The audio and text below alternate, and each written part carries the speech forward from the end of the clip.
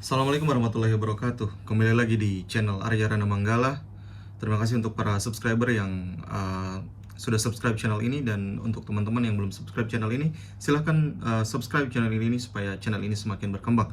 Hari ini mohon maaf sekali aku tidak mengupload sesuatu tentang stadion karena hari ini ada unek-unek yang mau aku sampaikan terkait Liga 1 di Indonesia. Bukan cuma Liga 1, Liga 2 dan juga Liga 3, atau tepatnya persepak bolaan di Indonesia. Karena apa? Karena hari ini memang ada pertandingan besar antara Persib melawan Borneo FC, yang di putaran pertama Persib kalah banyak daripada Borneo FC, dan sekarang di putaran kedua Persib menang 1-0 walaupun tidak bermain di kandang yang harusnya bermain di kandang, tapi karena stadionnya digunakan untuk Piala Dunia, dan akhirnya Persib bermain di Pakansari di Bogor, dan itu pun tanpa penonton, dan dengan alasan yaitu keamanan. Tidak ada surat izin dari kepolisian daerah Jawa Barat, dan seingat aku surat izinnya pun baru dikeluarkan H-1 sebelum pertandingan. Nggak habis pikir kan, masih nggak habis pikir. Terus kemudian aku juga baru aja lihat ada berita tentang pertandingan, setelah pertandingan tepatnya di Yogyakarta, yaitu PSS Sleman melawan Arema FC, yang kemudian ada satu kejadian yang sangat disayangkan sekali karena adanya penyerangan terhadap bis daripada Arema FC. Nggak habis pikir, masih nggak habis pikir. Kita baru aja kehilangan saudara-saudara kita di Malang. Walaupun memang banyak orang menyalahkan Arema FC pada saat ini, tapi ini yang diserang adalah pemain. Pemain itu adalah aset daripada sepak bola kita. Pemain adalah aset daripada sepak bola Indonesia. Jadi apa ya, masih nggak habis pikir. Agak susah memang sepak bola kita ini berkembang ya. Dan ini adalah, menurutku ini adalah bentuk kekecewaan daripada insan sepak bola kita juga, supporter sepak bola kita. Kenapa? Karena tidak adanya ketegasan terhadap tragedi Kanjuruhan kemarin, dan nggak tahu ya siapa yang harus bertanggung jawab. Harusnya memang banyak pihak yang masih mempertanyakan, mencari keadilan untuk peristiwa Kanjuruhan tersebut, dan harusnya ini ditegakkan. Sepertinya harus ada yang dihukum, dan supporter seluruh Indonesia sebenarnya sudah bergabung bersama-sama ya, sudah damai seperti itu ya. Tapi dengan adanya kejadian ini sangat disayangkan sekali untuk perdamaian kita. Tapi sekali lagi, semoga adanya titik temu tentang peristiwa Kanjuruhan. Harus ada yang bertanggung jawab, harus ada yang dipersalahkan di kejadian itu.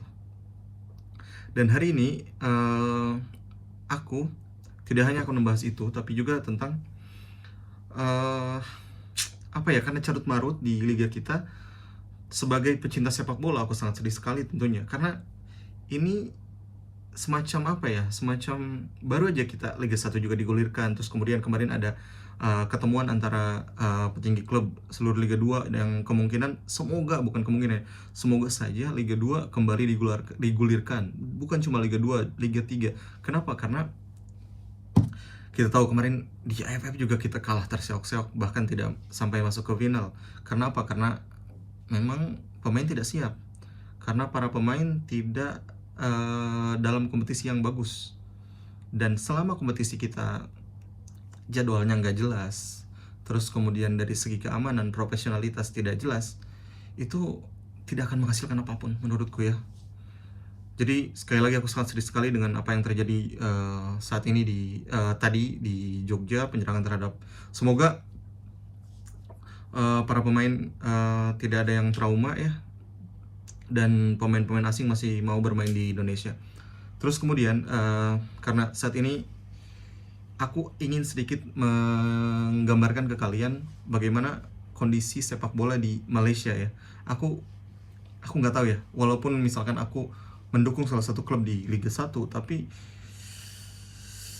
saat ini untuk menonton Liga 1 aku tidak ada apa ya, tidak ada hasrat untuk menonton, karena setelah tragedi Kanjuruhan semacam kayak ya udahlah, sepak bola ya sepak bola, menonton tim nasional atau menonton tim kebanggaan ya tetap menonton, tapi rasanya itu mulai hilang kayak gitu. Aku sekarang lebih tertarik menonton Liga Malaysia.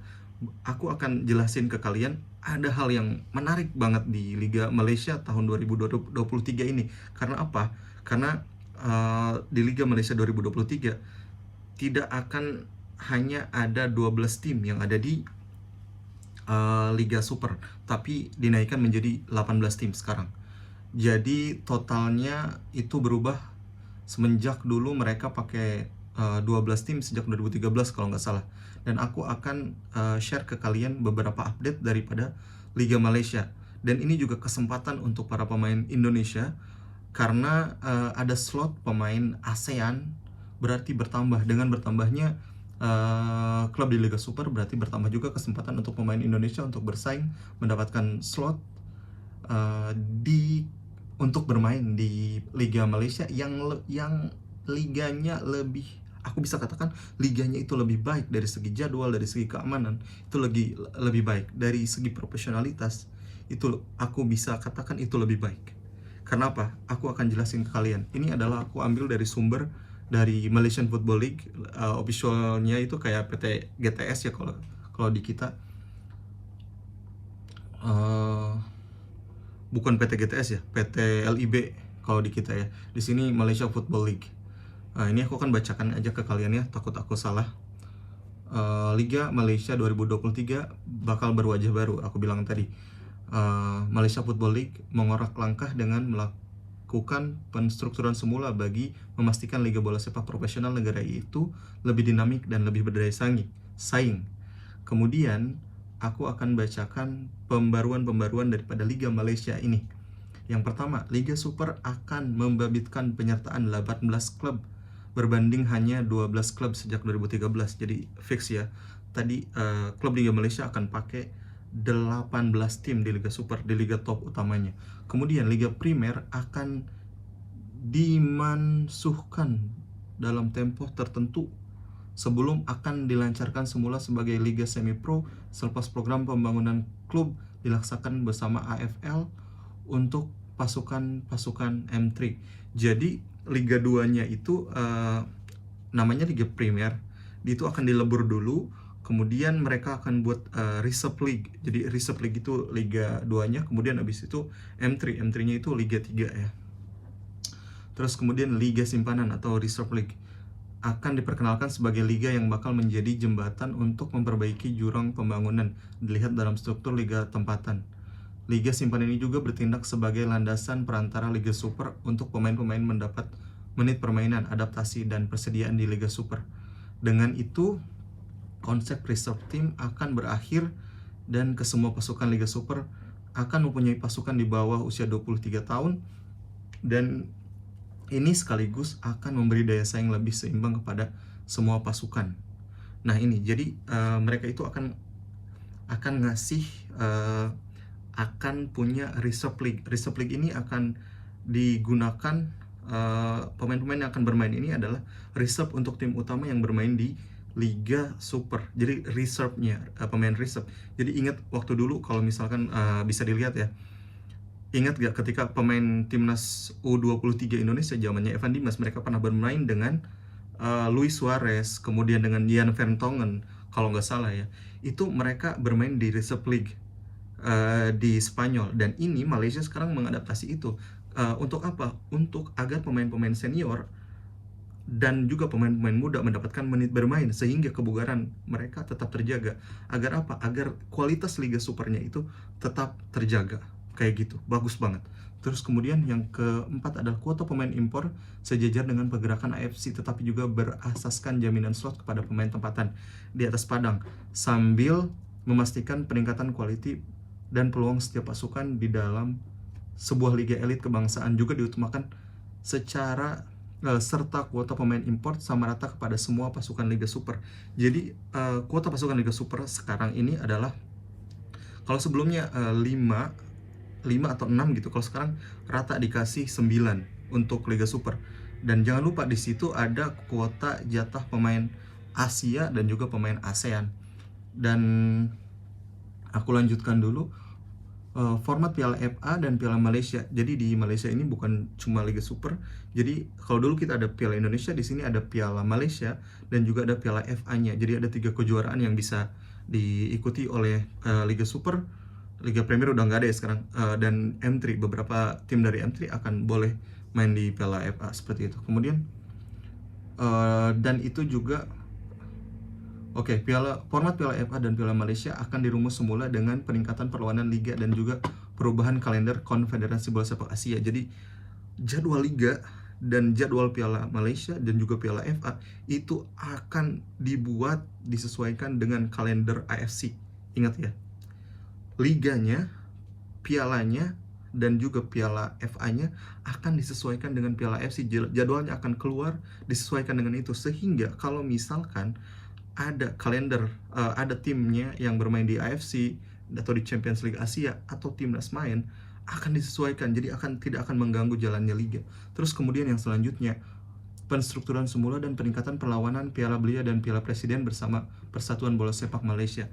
Nah, ini mereka akan merestrukturalisasi, kalau di kita Piala Suratinnya, kalau di sini adalah Piala Belia dan Piala Presiden.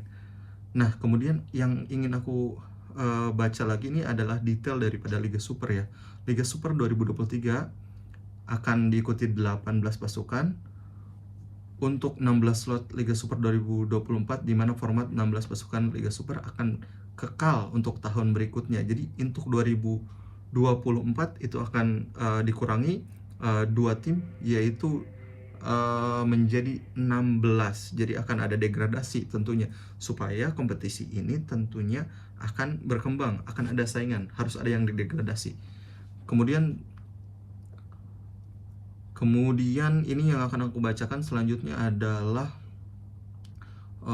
tentang kuota pemain import. Ini yang paling penting yang aku sampaikan. Kenapa aku tadi bilang ini adalah kesempatan besar untuk para pemain Indonesia yang merasa tidak berkembang, yang merasa menginginkan menit bermain, yang merasa menginginkan experience atau pengalaman di liga luar, bisa mencoba peruntungan menghubungi para agentnya untuk bermain di Liga Malaysia. Kenapa? Karena di liga di sini lebih jelas jadwalnya. Kemudian ini kuota pemain import. Sedia maklum, kuota pemain import Liga Malaysia menimbulkan sedikit percanggahan semasa di mana klub yang tiada pasukan reserve hanya mempunyai 5 pemain import. Ini sebelumnya ya. Tetapi apa nih? Yang tiada pasukan reserve hanya mempunyai 5 pemain import, berbanding dengan klub yang mempunyai pasukan reserve yang mempunyai peluang memiliki 9 pemain import setiap perlawannya. Jadi sebelumnya itu mereka ngasih 5 pemain import untuk klub yang enggak punya reserve team, terus kemudian 9 pemain untuk klub yang memiliki reserve team. Kemudian akan bacakan. Sebelum ini penggunaan 9 pemain import hanya melibatkan pasukan yang memiliki pasukan simpanan, tetapi untuk Liga Super 2023 ini diberikan kepada semua 18 tim bisa mengkontrak 9 pemain import. Namun MFL, Malaysia Football League, atau PTLIB-nya kita atau PTLIB-nya Malaysia ini hanya akan membolehkan penggunaan 5 pemain. Ketika yang boleh ada di line up itu hanya ada 5 pemain, diantaranya 3 pemain asing, 1 pemain Asia, dan 1 pemain ASEAN. Dan ini akan aku sampaikan ke teman-teman semua ya. Sekarang ada kesempatan 18, sebelumnya 12 ya, jadi cuma ada 12 slot ASEAN. Sekarang Malaysia membuka kesempatan untuk 18 slot pemain ASEAN. Jadi ada kesempatan yang lebih besar untuk para pemain Indonesia yang ingin mencoba peruntukannya untuk bermain di Liga Malaysia ini. Karena apa? Karena Liga Indonesia, ya Allah, aku sedih sekali ya kalau misalkan lihat liga kita itu masalahnya ada terus tiap tahun, dan sedih banget lah. Jadi untuk pemain-pemain yang seperti siapa ya, Yaakob Sayuri, kemudian Sahrian Abimanyu, kemudian dari Persebaya aku lihat ada Alwi Slamet, bagus banget menurutku ya. Terus kemudian ada dari Bandung yang mulai redup, ada Febri Haryadi, mungkin dia butuh tim baru. Kemudian dari Borneo FC aku lihat Fajar, itu bagus banget, dan aku yakin mereka layak untuk bermain di luar negeri dan bisa mencoba peruntungannya. Mereka bisa mencoba meng-call atau menghubungi agennya mereka untuk bernegosiasi, coba trial di klub-klub Malaysia kayak gitu. Dan juga untuk reserve team ini kan dia ada boleh 9 tim. Ada beberapa tim di Liga Super itu yang tidak pakai 9-9-nya karena tergantung keuangan atau tergantung keputusan klub itu sendiri. Akan tetapi itu bisa juga digunakan oleh PSSI kita untuk bekerja sama dengan FAM untuk memasukkan pemain-pemain kita kerjasama untuk masuk di reserve tim tersebut. Aku kira kalau misalnya ada kerjasama antara FAM dan juga PSSI, mereka bisa daripada gitu mengirim ke daripada ikut Liga U21 kita ada apa nggak ya? Kayaknya udah nggak ada. Lebih baik PSSI kerjasama, karena dekat ke Malaysia, kerjasama dengan FAM, bisa mereka mengirimkan para pemain muda kita yang under 23 untuk ikut di reserve team. Aku yakin kalau ada kerjasama kayak gitu, FAM juga tidak akan keberatan. Kayak satu tim Indonesia masuk ke reserve league-nya Malaysia. Itu aja sih teman-teman. Aku kira terlalu banyak masalah di sepak bola Indonesia ini. Jadi kalau misalnya teman-teman bosan dengan sepak bola Indonesia, coba mungkin bisa sedikit-sedikit bisa dukung tim-tim yang ada di Malaysia. Seenggaknya nonton, coba dulu lihat mereka nonton stadionnya kayak apa, karena kita bisa lihat untuk sebagai perbandingan ya, kayak gitu. Dan sebagai informasi, sekarang Liga Super Malaysia ini sedang dalam masa pre-season. Jadi klub-klub sekarang lagi melakukan uji coba, diantaranya Terengganu kemarin melakukan uji coba dengan klub Thailand, kemudian kemarin Terengganu juga melawan Kelantan, kemudian Negeri Sembilan melawan Penang, kemudian akan di tanggal 1 sampai tanggal 4 akan ada Piala Harapan di Penang yang akan diikuti oleh Gelang klub Singapura 1, kemudian Penang, Kedah dan juga Selangor FC, kemudian Johor Darul Takzim sekarang lagi ada di Dubai. Kemarin mereka bertanding melawan Rostov, klub asal Rusia, dan itu sama sekali harusnya diikuti oleh kita. Terus kemudian sebagai info, 1 bulan sebelum liga dimulai, Liga Malaysia ini di Malaysia Football League di official website-nya itu sudah ada jadwalnya, jadwal sudah keluar, sudah fix sepanjang tahun, sepanjang musim mereka sudah punya, sudah ada. Nah, liga sendiri akan dimulai 24 Februari pertandingan antara Johor Darul Takzim melawan Terengganu di Stadion Sultan Ibrahim di Johor. Ini jadwalnya udah keluar. Kalau di kita biasanya kalau misalkan liga mau dimulai, diundur dulu, ada sebulan, ada 2 bulan kadang-kadang. Jadwal nggak jelas, tidak sesuai dengan kalender AFC. Terlalu banyak masalah yang ada di liga kita menurut aku ya. Jadi kalau misalkan teman-teman mau mencoba suasana baru, mungkin tidak dengan mendukung tidak apa-apa, tapi kalau misalkan untuk perbandingan bisa menonton Liga Malaysia, yang menurut aku Liga Malaysia lebih menarik daripada Liga Indonesia untuk saat ini. Itu aja teman-teman, unek-unek dari aku. Jadi aku akan tetap membuat video-video mereview berkeliling di stadion-stadion di Malaysia. Semoga teman-teman stay di channel ini karena aku akan berkeliling. Mungkin aku akan mulai dari match besok, mulai dari akhir Februari aku akan melakukan perjalanan ke, insya Allah, semoga doakan saja aku sehat selalu, bisa berkunjung ke stadion-stadion seluruh di 18 klub yang ada di Liga Super Malaysia. Terima kasih teman-teman yang udah stay, dan terima kasih juga yang udah subscribe, dan yang belum subscribe silahkan subscribe channel ini supaya channel ini semakin berkembang. Terima kasih, salam hormat, dan assalamualaikum warahmatullahi wabarakatuh.